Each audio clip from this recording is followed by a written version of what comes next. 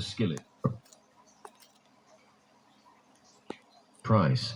The criminal organization then used their new skill set to discredit people who are witness to their crimes, and even to commit life insurance fraud by making someone perceived to have mental illness, or use the training to make them a social pariah. This criminal organization will then put into place measures to deplete the health of the target victim, but doing away so it looks like natural causes, usually by inducing cancer or some sort of specific organ failure. But that looks like a natural cause. 6 to 8 months after the person has died, a large, substantial, illegally obtained life insurance policy will be cashed out. Municipalities or cities will participate in many facets of the counterintelligence program. 2.0 program for gentrification to push certain people out of the community to obtain land or houses. Cities will engage a target for community social health purposes, or taking out the trash, as most put it in these illegal kangaroo court committees.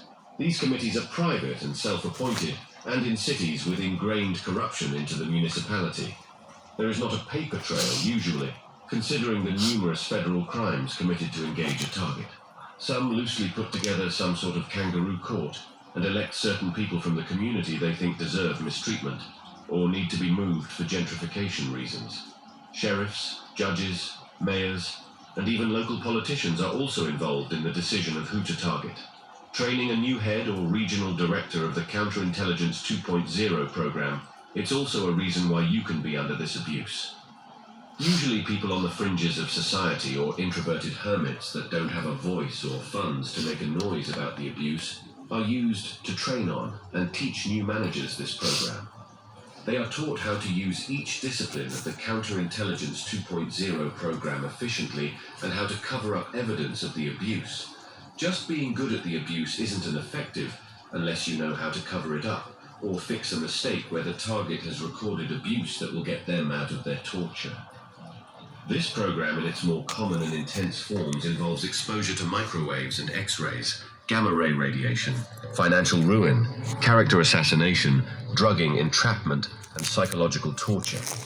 The honking campaign is the mildest and rarest form of organized abuse towards a target. Most targets' health is severely damaged, reputations are dragged through the dirt, relationships are destroyed, career and finances are blacklisted and squandered trying to fight the abuse. Many people who have the situational awareness that they are a victim of this abuse have been fighting a battle you know nothing about, and only somebody who's truly been to the program can sympathize. How to solve your problem. Logging the abuse. Video, pictures that tell a story. Here we go. Logs of illegal access to online accounts. Bank records, credit report records, identity theft proof, recorded phone calls, screenshots or video of your computer or device screens from Internet NSA contractors harassing you online or modifying your computer/device. Keeping records of changes in your health after events happen. White blood cell, dips during radiation exposure, blood work, organ functionality, changes in what you're allergic to, hair loss, immunity, heart rate and heart-related illness, blood pressure, onset of kidney, liver, pancreatic or gallbladder problems. Brain scan to check for cranial radiation exposure to induce cancer, strokes, lesions, water on the brain. Nerve damage caused by radiation exposure. Trying to log events with the police department. If they won't write a report because there is little evidence, ask them for an incident report. It's a report based on your testimony, not evidence, but it's still logged into the law enforcement database. Yep. Getting a lawyer. If no money, reach out to ACLU. Reaching out to a reporter with your body of evidence, asking them to do a story on you with your full name in it and where the abuse is happening/originated. It's been covered by Vice. There have been countless documentaries about it, and there is a growing number of survivors trying to reach out online to others. Some call it gang stalking, mobbing, or contract harassment. Ultimately, it's a method of torture that uses a system of abuse the FBI used for decades up until it was declassified during the Nixon administration. The methods employ psychological warfare techniques meant to degrade your life and break your will, known by those contracted to do it as a celebrity cruise, but its original name was CO Intel Pro or Counterintelligence Program. Counterintelligence Program was declassified during the Nixon administration. The tactics were originally created as a recipe any federal or regional government organization within its jurisdiction could easily replicate to disrupt. The counterintelligence program was used on the Black Panther political parties and to squash Communist Party organizers in the United States during the 60s and 70s. But later, these skills got passed down to private sector security contractors as public sector intel employees who went to the private sector. During the 80s, 90s, and early to 2000s, these tactics were turned inward to squash anti-government dissidents, government leakers, and even to destroy personal and political rivals. The best way to understand how the FBI counterintelligence program works is to set the scene. We're going to create a hypothetical situation that will run parallel to a person's life. We will call her Heather, and then show you the simple tactics and the subtle nudges that are used to discredit truthsayers, assassinate someone's character, and leave them with nothing, not even their health in the end. This initial introduction will show how a person's actions can be manipulated to leave a person without a support network to help them. I will show you how in just 4 days, these tactics can start removing cornerstones in a person's life.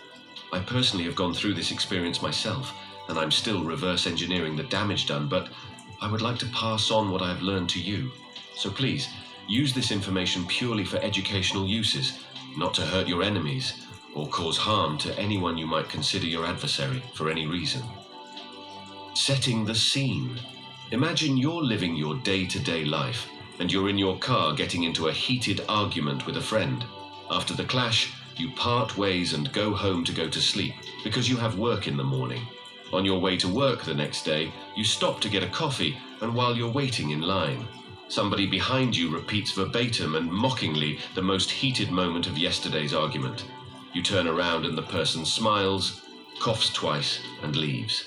This is usually the beginning of the victim's awareness of their celebrity cruise or counterintelligence program ride has started. That first encounter seems weird, but you shrug it off. You mentioned it to your significant other later that day. Later that night, you're on your phone and you notice a story in your feed mentioning how your significant other is more likely to cheat in the morning. Before you go to bed, your partner will tell you they're going to meet a friend at the gym in the morning, and it puts you on guard. In the morning, you're driving to work in your car playing Pandora radio, and a commercial for a local private investigator that specializes in cheating spouses comes on in between songs. On your lunch break, you realize your partner hasn't called you all day.